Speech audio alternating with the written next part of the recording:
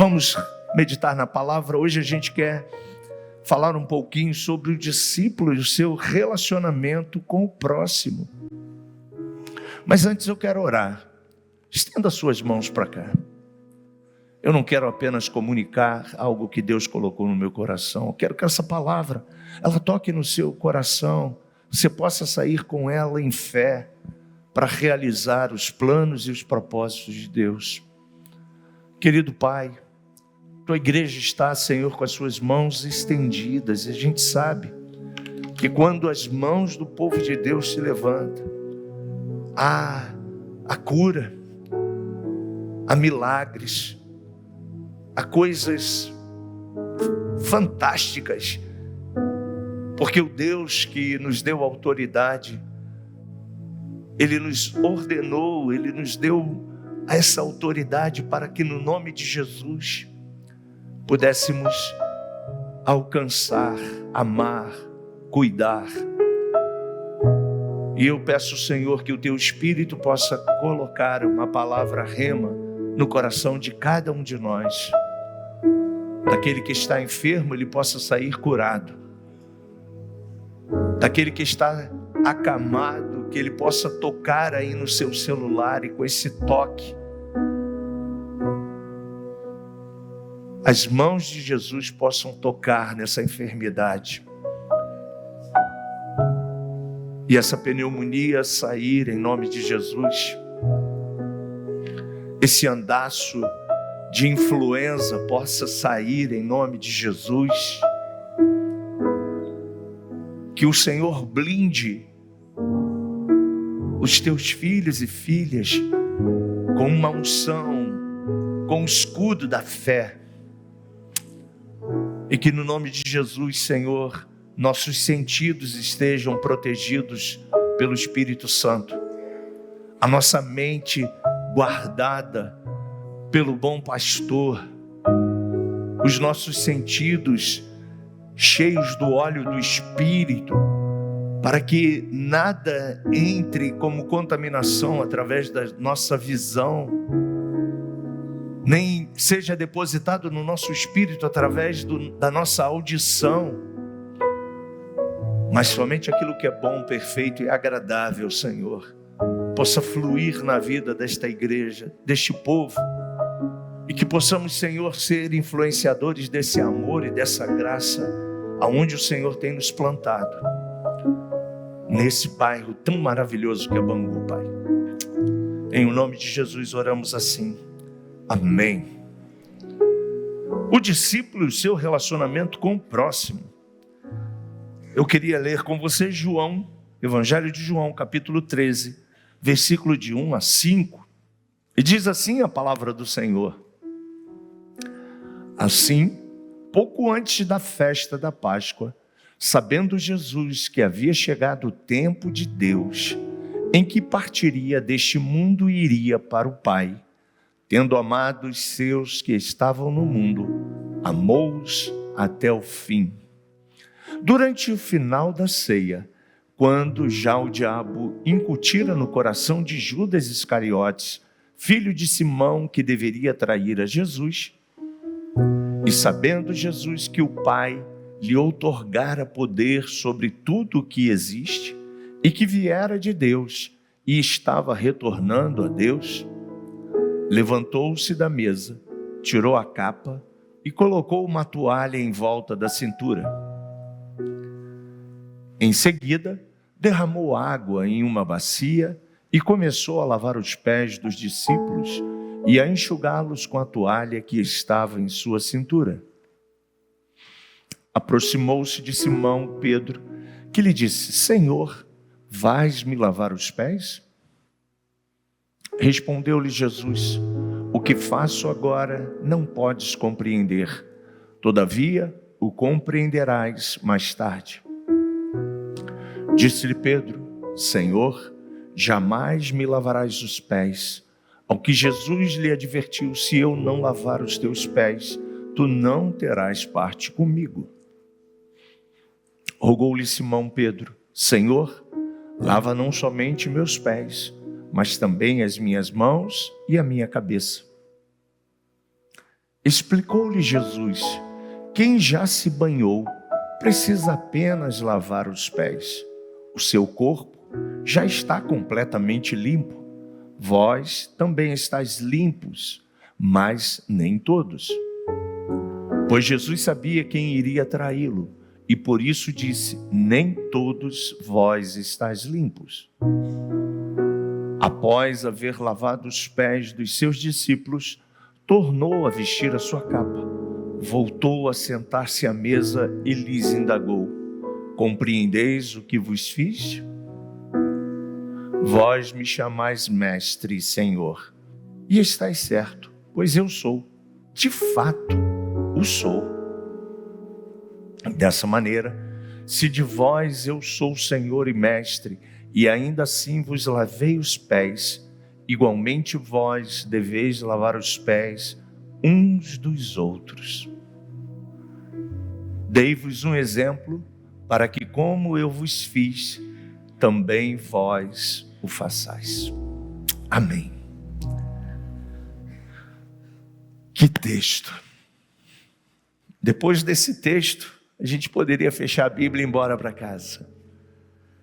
Mas eu quero me atrever a contribuir com mais algumas coisas para você. E ao findar da nossa reflexão hoje, nesta manhã, a gente vai sair daqui identificando e vivendo o favor de Deus e tendo também um bom relacionamento. Nós vamos também aprender que muitos de nós ainda temos dificuldade em nos relacionar. E isso é um problema. Porque quando a gente se afasta da comunhão, quando a gente se desconecta do corpo, a gente tem dificuldades de enfrentar os desafios. E nós vamos concluir essa mensagem desenvolvendo uma atitude positiva no que diz respeito à busca de um bom relacionamento. Nosso Deus é um Deus relacional. Você pode dizer isso comigo? Meu Deus é um Deus relacional. Relacionamento do Pai com o Filho, com o Espírito Santo, da Trindade com a criação, com tudo, com você, comigo, com o ser humano. Deus é um Deus que desde a sua criação, Ele prioriza o relacionamento. E tudo que Deus prioriza, o diabo tem o poder, enquanto ele está aqui nessa terra, de tentar manipular os planos e os propósitos de Deus. E se a gente sabe que aonde há comunhão, Salmo 133 diz: ó, quão bom e agradável é que os irmãos vivam em união. É como óleo precioso que desce sobre a cabeça, sobre a barba. Ali ordena o Senhor a sua bênção. A sua bênção aonde? Na comunhão. E aí o que o diabo entende?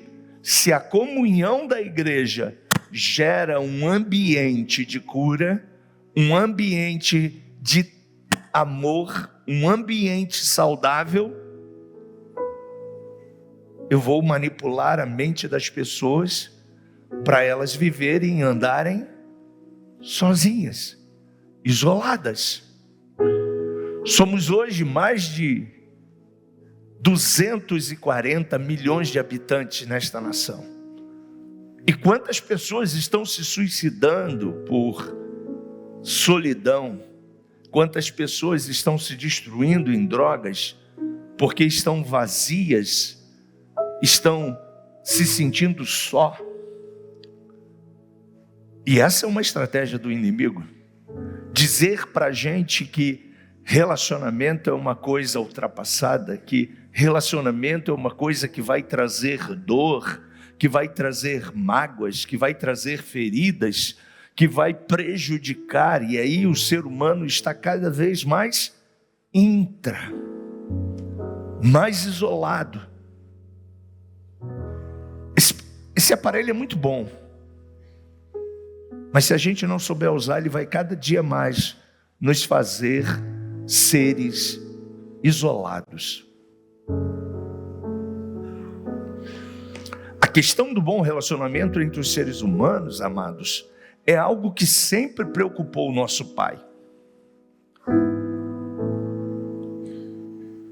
O pecado entrou, Deus foi até o homem e a mulher, e através de um ato de amor, foi lá e falou para eles: eu os perdoo. Vocês estão se coçando porque vocês botaram uma planta no corpo de vocês que gera uma coceira e vermelhidão, mas eu vou cobrir vocês com sacrifício, com peles de um cordeiro. E ali Deus oferece o seu filho de uma maneira simbólica. Por isso que João, quando olha para Jesus, quando vai o batizar, ele aponta para Jesus e diz assim: ó, este é o Cordeiro de Deus que tira o pecado do mundo. Jesus foi imolado lá quando o pecado nasceu, iniciou na raça humana. E aí, rapidamente, o pai que quer e deseja um relacionamento, ele pergunta ao homem e à mulher: onde vocês estão? E aí qual é a resposta da gente? Eu estava nu e me escondi. Tive medo e me afastei. E aí você conhece a história? Mas quem disse para vocês que vocês estavam nus? Quem disse para vocês? E aí eles falam para o pai, né? Foi a serpente, foi o diabo, tantos nomes que ele tem na Bíblia. E com isso, gente, o inferno começou a tentar separar o homem de Deus. Mas como Deus te ama, você pode dizer glória a Deus. Ele mola o seu filho na cruz. Ele oferece o cordeiro e se aproxima de você e de mim dizendo: eu te perdoo. Eu estou aqui para estender as mãos. E aí quando o inferno viu que o plano foi frustrado, ele falou: mas tem uma semente minha agora na raça humana, então deixa eu manipulá-los. Deixa eu usar essa semente. Deixa eu tentar. E aí rapidamente surgiu um primeiro problema, o pecado. 2 filhos, 2 irmãos, que por inveja, uma ação do inferno, um irmão mata o outro. O primeiro assassinato da história da humanidade. Caim mata Abel. Por inveja, por soberba. Um relacionamento que tinha tudo para crescer. O inferno vai lá e mete a sua mãozinha. E Deus novamente vai lá e lança a sua graça sobre a humanidade. Caminhando mais um pouquinho para frente, a gente tem os 10 mandamentos para a nação de Israel. Dos 10 mandamentos, 6 são sobre relacionamento, sobre como você e eu temos que tratar as pessoas, tratar o nosso relacionamento com Deus. E aí a gente começa a aprender e a entender que, como os discípulos do Senhor, a gente precisa ter essa postura, essa preocupação. Se Deus prioriza tanto o relacionamento, por que o mundo hoje está nos afastando um dos outros? Porque o mundo está nos fazendo um mundo virtual. Ah, Marcos, mas isso é a tendência do mundo pós-moderno. Legal. Mas isso não pode nos afastar do relacionamento, do tete a tete, do toque, do olhar no olho um do outro, de ter o contato físico. Você já experimentou dar um sorriso para alguém? Se você ainda não fez isso, dá esse sorriso aí para esse irmão que está lindo aí do seu lado. Abre aí sua boca e dá um sorrisão para ele. Olha que coisa boa. Você sorriu para ele, ele sorriu para você. Se você tocar nas mãos desse irmão, dessa irmã, você vai ver que tem um calor humano, que aí do teu lado tem uma pessoa. Eu não sei se você fez isso, mas se não fez, pergunte o nome dele, dela, porque ele é uma pessoa especial para Deus, ela é uma pessoa amada de Deus. E aí você vai estar conhecendo um irmão, uma irmã sua. Ah, Marcos, essa pessoa que está do meu lado aqui, eu já sei quem é. É o Eric. Então, beleza. Ele você já conhece. Veja quem você não conhece.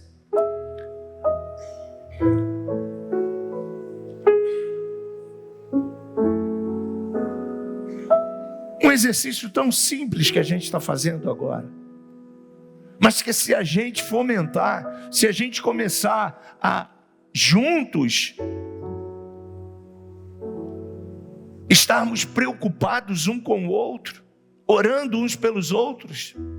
Olha, por exemplo, a gente tem alguns irmãos que não vieram hoje. Você está dando falta de alguém? Você sabe o nome dele? Você sabe o telefone dele? Então liga para ele. Senti sua falta hoje.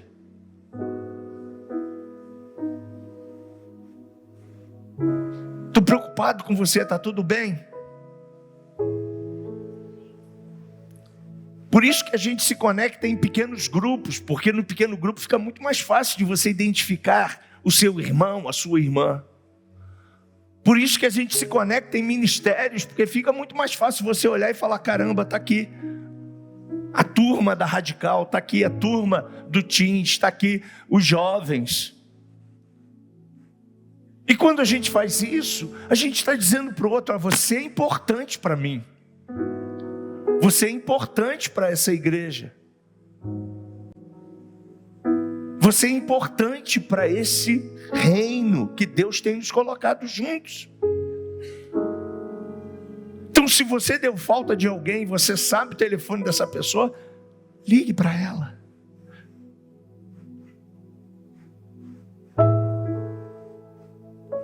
Fale com ela, diga para ela assim, olha, tá tudo bem? Provavelmente essa pessoa vai dizer para você, tá tudo bem. Ou ela vai dizer para você, não estou bem. E aí o que você deve fazer? Posso ir orar por você? Você não vai comer bolo na casa do irmão, né? Posso ir orar por você? Posso ministrar a cura sobre você? A Bíblia diz, se um está enfermo, todos estão enfermos. Se um está feliz, todos estamos felizes.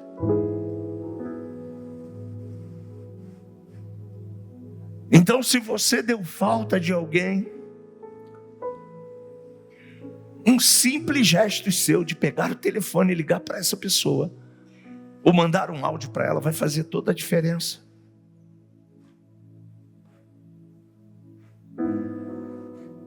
E é importante a gente fazer isso, gente. Por quê? Porque Jesus nos ensina a termos essa atitude. O texto que a gente leu ali, olha ele sendo o mestre, o Senhor, o Rei. Ele tomar postura. Sabe por que Pedro censura ali? Porque a cultura judaica diz que quem fazia aquele gesto era a pessoa escrava de uma casa. Era ele que lavava os pés das pessoas. Não havia sapato como você tem hoje aí fechadinho. O chão era de poeira, de terra. Então as pessoas chegavam nas casas uns dos outros cheio de poeira nos pés. E antes de entrar na casa, havia uma preocupação de lavar os pés das pessoas. E quem fazia esse serviço era o escravo da casa. E aí Jesus diz para os seus discípulos: vocês entendem o que eu estou fazendo? Façam também. Um ato de humildade. Um ato que é fundamental. Jesus nos ensina esse princípio do bom relacionamento entre irmãos. E Ele, como nosso mestre, deu o exemplo de humildade, lavando os pés dos seus discípulos. A humildade, gente, é tremendamente necessária para que possamos exercitar o amor de Deus e vivermos a cada dia o perdão. O perdão. Porque fazendo isso, gente, nós vamos fechar toda barreira. Por que Caim matou Abel? Ah, pastor, estava escrito lá que Caim tinha que matar Abel. Não. Caim matou Abel porque deu brecha. Fala para o teu irmão: não dê brecha para o diabo.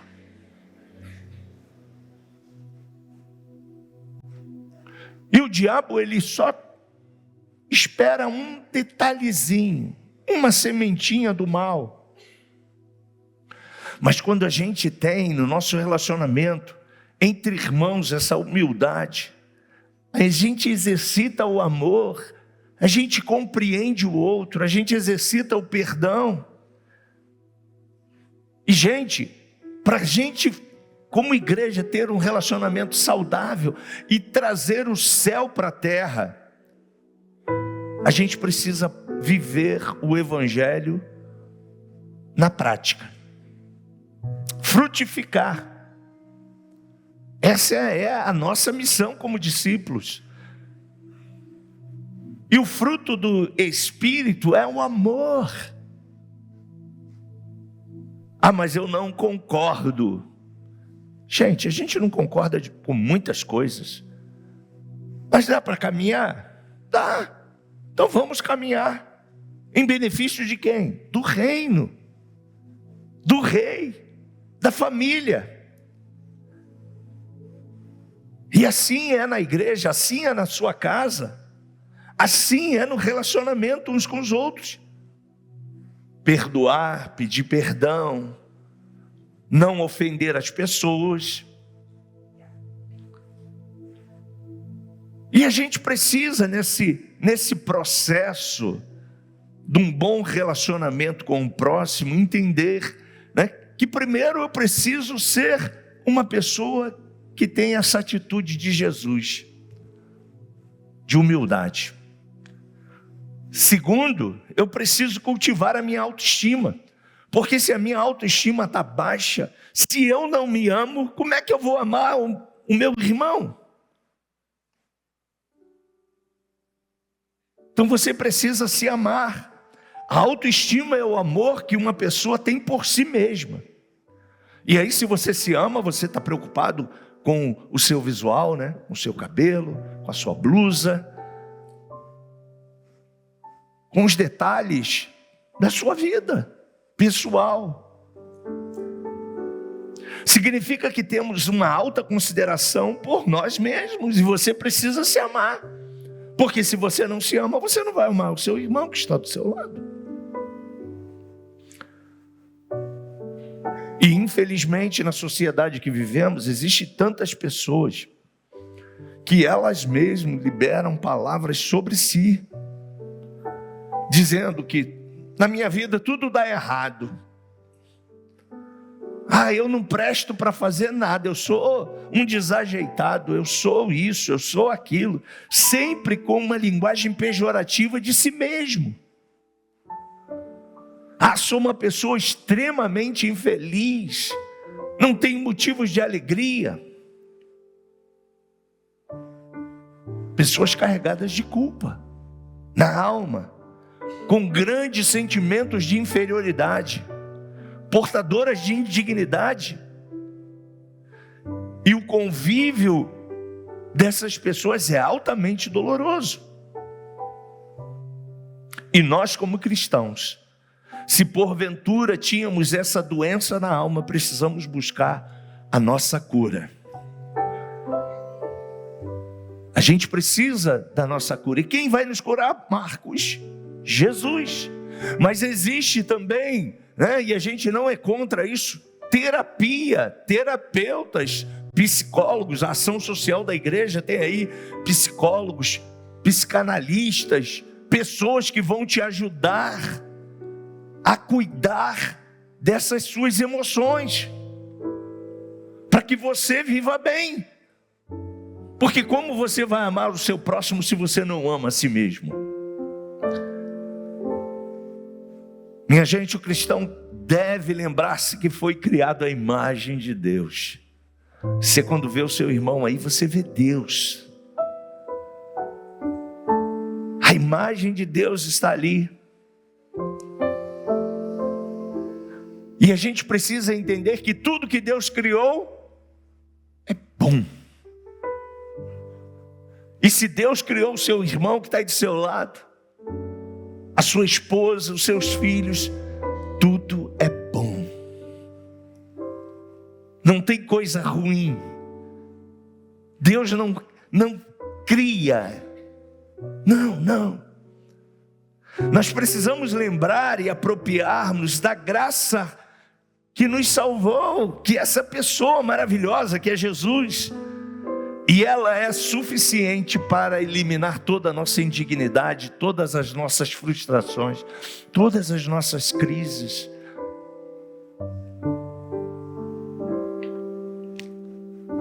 Um cristão que está se sentindo alvo da graça de Deus, ele é radiante, e com ele é bom conviver.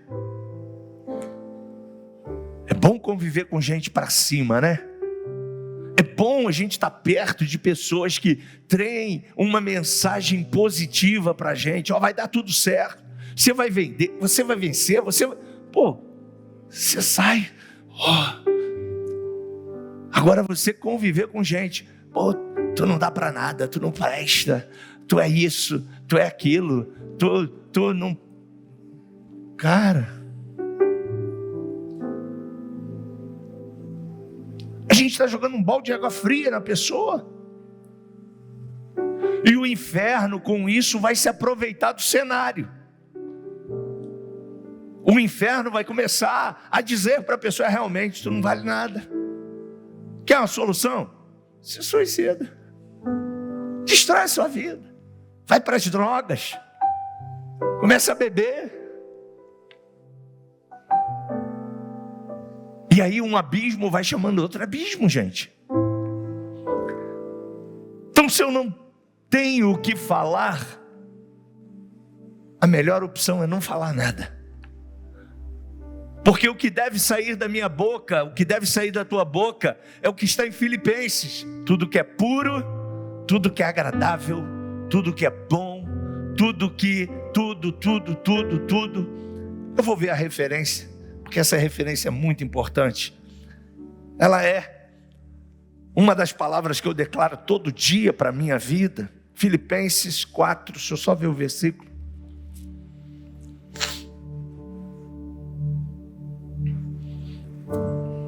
Por favor, Filipenses 4:8.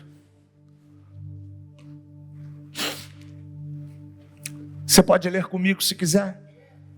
Concluindo, caros irmãos, absolutamente tudo que for verdadeiro, tudo que for honesto, tudo que for justo, tudo que for puro, tudo que for amável, tudo que for de boa fama, Se houver algo de excelente ou digno de louvor, nisso pensai.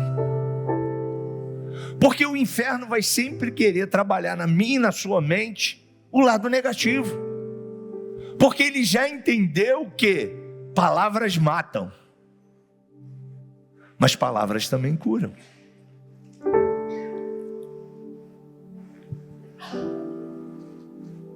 Aceite as pessoas.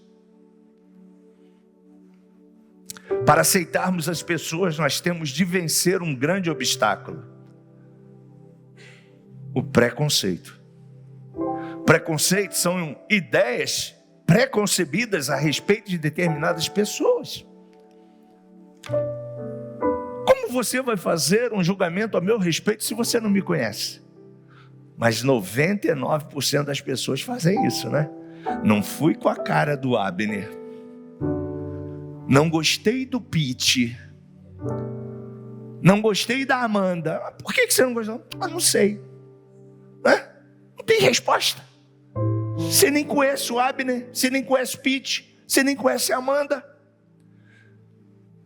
Mas aí a sementinha do mal, ela joga essa semente. E aí a pessoa começa a reproduzir.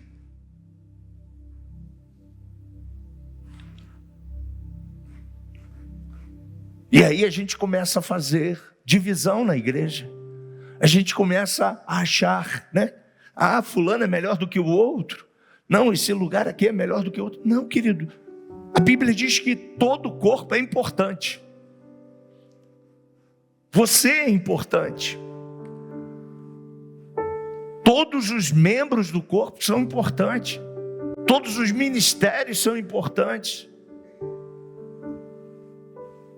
Tudo que acontece na sua e na minha vida é importante. Na sua casa, sua esposa é importante, seu marido é importante, seus filhos são importantes. Agora você já verbalizou isso, porque isso é muito importante. Você já disse eu te amo para sua esposa, para o seu marido?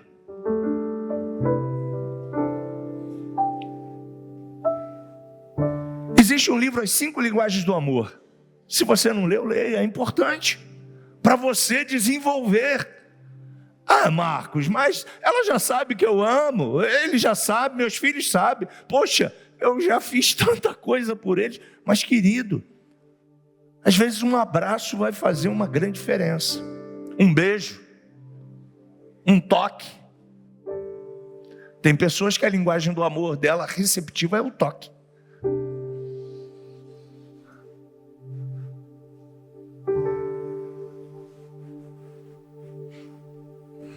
Os pastores aqui dessa igreja, a gente vai às vezes num lugar onde a gente não gosta de ir, né?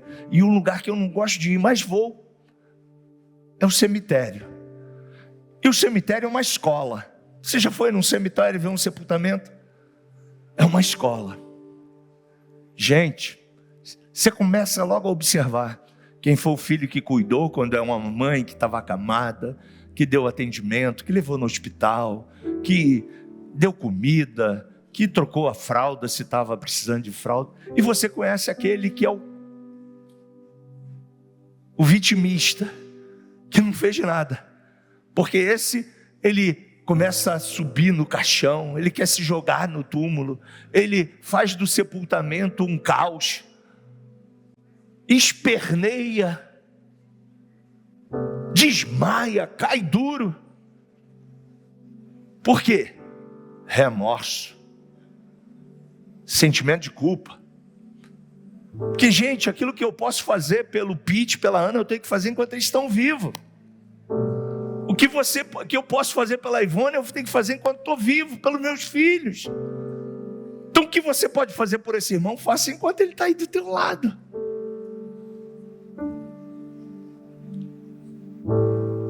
Sabe? Marcos, mas eu tive um relacionamento na igreja anterior e me machuquei. Gente, coisas da vida. Mas não é porque eu me machuquei no relacionamento anterior que eu não vou continuar me relacionando com as pessoas? Claro que não. Se a outra era doente, e não quis cura, o problema é dela. Eu vou continuar amando, eu vou continuar estendendo a mão, eu vou continuar dando um sorriso, porque nem todo mundo quer a cura. Tem gente que ela gosta de ser vitimista, tem gente que ela gosta de viver doente. Você já viu pessoas às vezes vindo pedir oração? Pastor, ora pelo meu coração, porque ele está com um entupimento, essa minha doença. Não adianta eu orar, jejuar, profetizar, porque ela é sua. Você não quer perder essa doença, não. Ela faz parte da sua vida. Você a usa como argumento para tripudiar o outro, ou até manipular o outro. Deus te deu doença? Não. Então ela não é minha doença. O Espírito pode até ter, usado uma brecha aqui e alojou-se nessa matéria que é o corpo. Mas ela não é minha. E eu vou crer que pelas pisaduras do Senhor Jesus, eu serei curado.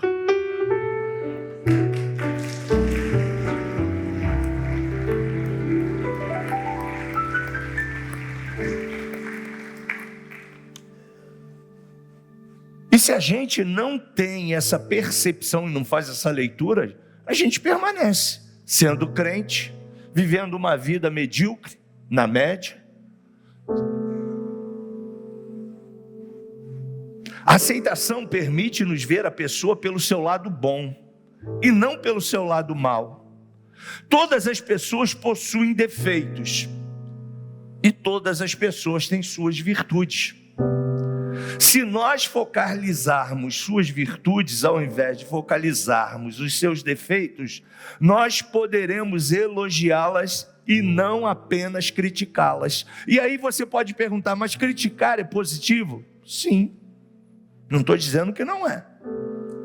Mas precisa ter um equilíbrio. Nem tanto ao mar, nem tanto à terra. Vou te dar um exemplo clássico, A gente é uma igreja da família. No início do casamento é tudo o quê? Amorzinho, benzinho, vem cá, amor, minha peta, meu isso, meu aquilo, meu denguinho, Passou 5 anos.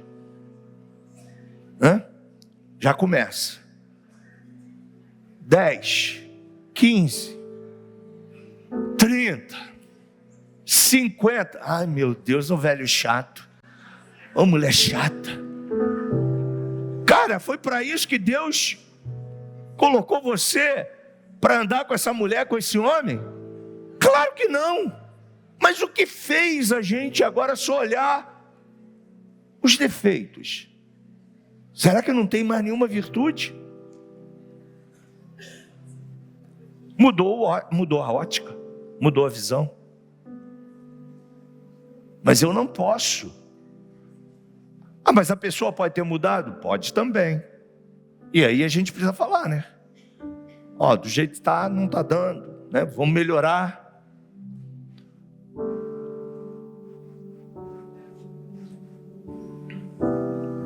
Você está entendendo? Diga amém.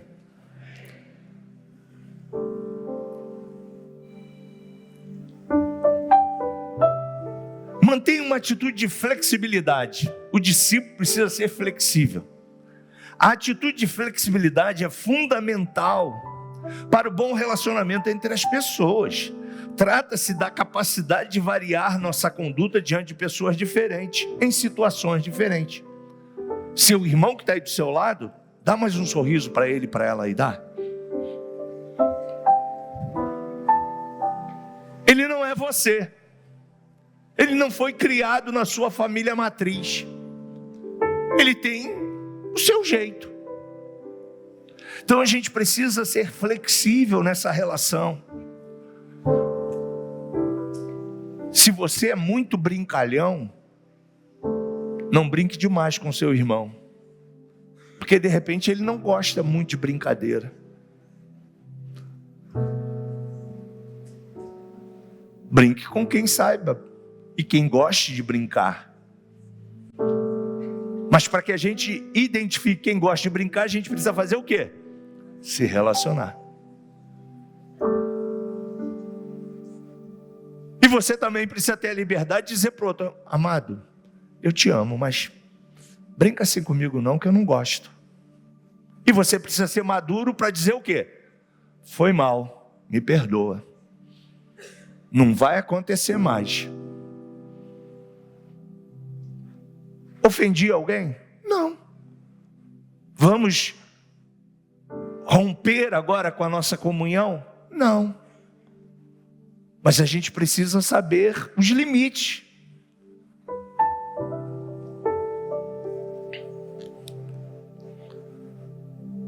Atitude de flexibilidade é fundamental para um bom relacionamento. Trata-se da capacidade de variar nossas condutas diante de pessoas diferentes, nas situações diferentes. Olha o que o Paulo fez, nosso apóstolo da graça. Fiz-me como fraco para os fracos. Fiz-me tudo para todos, para por todos os meios chegar a salvar alguns. Antes, ele tinha dito: fiz-me escravo para os escravos. Fiz-me judeus para os judeus. Seja sincero. Ah, Marcos, isso é complicado. Sinceridade nesse mundo que a gente vive, um mundo de tanto mimimi. Mas é importante a gente ser sincero em amor. É a pessoa autêntica, que não tenta parecer aquilo que não é. Ela é transparente nas suas relações.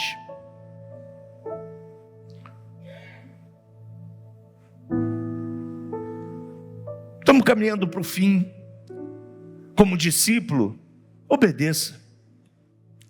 Jesus, no seu sermão, se mostrou preocupado tanto com o relacionamento das pessoas no reino de Deus, sabendo que nós gostaríamos de ser tratados com bondade, com justiça, com honestidade, com respeito, com consideração, com lealdade, com tolerância. Dessa forma, nós trataremos as outras pessoas. Esta é uma lei áurea dos relacionamentos entre pais e filhos, entre filhos e pais, entre nós e o nosso Deus. E que a gente possa pedir ajuda dele para seguir. Porque a gente já sabe que aonde há separação, aonde há divisão, não há crescimento. E se nós queremos ganhar Bangu para Jesus, amém? São mais de 250 mil moradores só em Bangu. Como a gente vai alcançar essas pessoas que ainda não conhecem Jesus? Com a ajuda de Deus, rompendo com as nossas limitações, caminhando mais uma milha. Hoje à noite eu vou pregar sobre o bom samaritano, sendo bom samaritano, julgando menos e amando mais. Porque, queridos, aliás, nem o direito de julgar você e eu temos.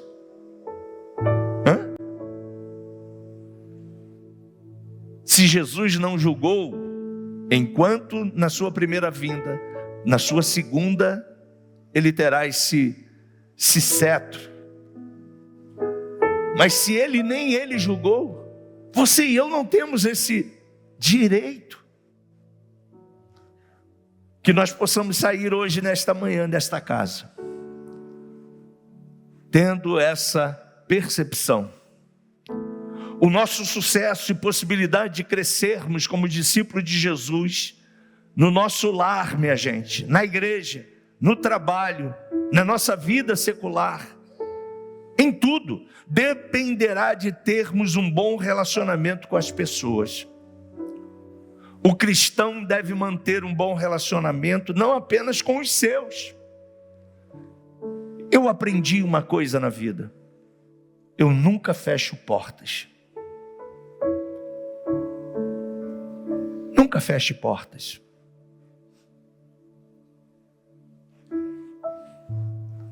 Portas têm que sempre estar abertas para você. O cristão deve manter um bom relacionamento não apenas com os seus, mas também com os de fora. E a pergunta que não quer calar é: como o nosso vizinho aí fora enxerga a nova vida? Enxerga você? Como o seu vizinho enxerga você como um cristão? O que ele diz de você? O que ele pensa de você? O que ele pensa de mim? Marcos, eu entro lá com a minha Bíblia. Boa tarde, vizinho. Fecha a porta. Aí a gente vai para Jesus. Jesus teria essa atitude? Como será que Jesus trataria o vizinho que bota aquela música que você adora? Como Jesus trataria aquele vizinho? Eu tenho um que 2 horas da manhã ele arrasta móvel a casa toda. Parece que é a nossa casa, né? Tá. Eu digo para ele assim: eu te amo. Glória a Deus. Lei do silêncio. Amém, Senhor. E todo dia, parece que dá meia-noite, 1h, acho que ele começa a lavar a casa, arrumar a casa, não sei. Mas é uma barulhada. Ainda bem que Deus me deu um sono pesado. Porque depois que eu bato na cama, conto até 5, vou. Então, gente, a gente precisa manter um bom relacionamento com todos. Uma boa família, uma boa igreja, é aquela em que seus membros sabem desenvolver relacionamentos sadios. Vamos tentar? Você topa? Você pode ficar de pé então?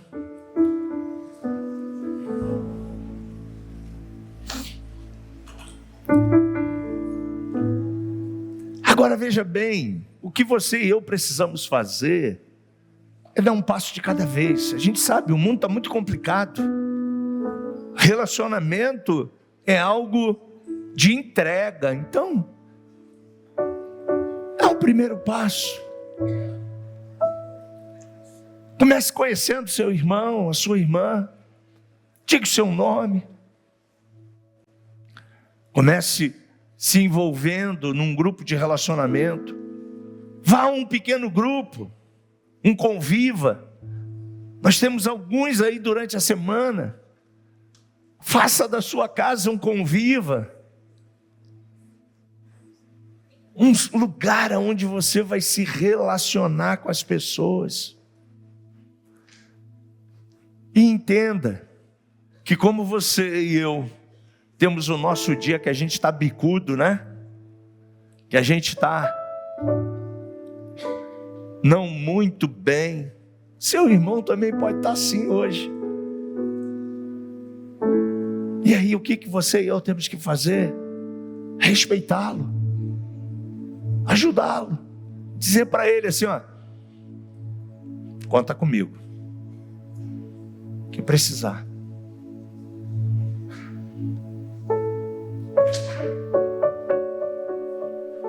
Você pode fechar os teus olhos?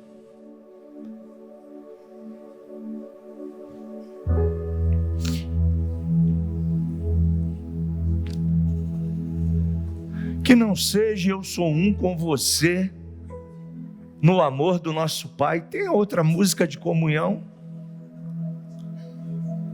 Estou agora aqui pensando.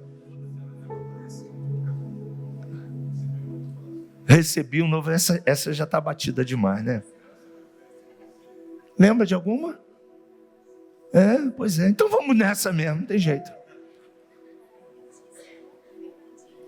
Qual? Temos que ser um, obrigado. Mas aí será que o pessoal sabe? Sabe? O Pete sabe? Foi sua mulher. Hoje não foi eu. Temos que ser um como o Pai em Cristo é. Temos que ser um. Vai dar para sair?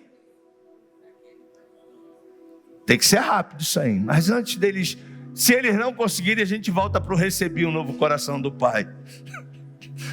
Você pode se aproximar de alguém aí e perguntar o nome dele? Eu estou aqui com o Mateus, com o Flavinho, com o Eric. Dá para vir para cá? Isso. Se você quiser aí, dê a mão a essa pessoa. Se você sente liberdade no espírito, pergunte o nome dela. Você pode orar por ele. De repente ele está passando por um problema muito sério. De repente ela está passando por um problema muito sério. Você pode orar por essa pessoa. Querido Pai,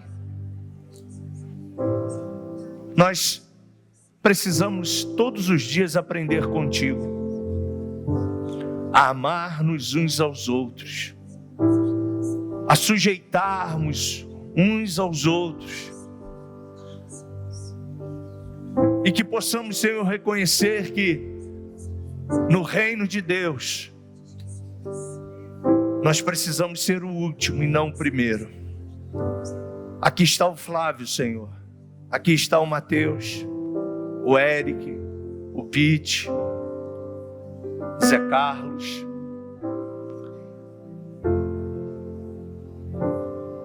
Todos os cantores, cantoras, Renato. Todos os meus irmãos. Ah, Jesus, nos ajuda. Nós estamos nesse processo. Muitos de nós, Senhor, chegamos a essa casa feridos, machucados pela vida, machucados pela família, machucados até pela igreja, que muitas das vezes, Senhor, nos censurou, nos criticou. E hoje, Senhor, há um bloqueio que faz com que a gente não consiga se amar, que a gente não consiga, Deus, ser transparente uns com os outros. Mas nesta manhã, Senhor, nós queremos intensificar o relacionamento. Que o Senhor possa abençoar a minha relação com o Flávio, com o Mateus, com o Eric, com os meus irmãos, com essa igreja. Que nós possamos, Senhor, caminhar juntos de mão dada, amando-nos uns aos outros, perdoando-nos uns aos outros, sujeitando-nos uns aos outros, andando juntos, Senhor, porque na comunhão nós cremos, Senhor, que esse ministério vai crescer, não para o nosso mérito, mas para o teu mérito, porque o Evangelho de Cristo, o Evangelho que pregamos é o Evangelho que cresce, que abençoa, que ajuda.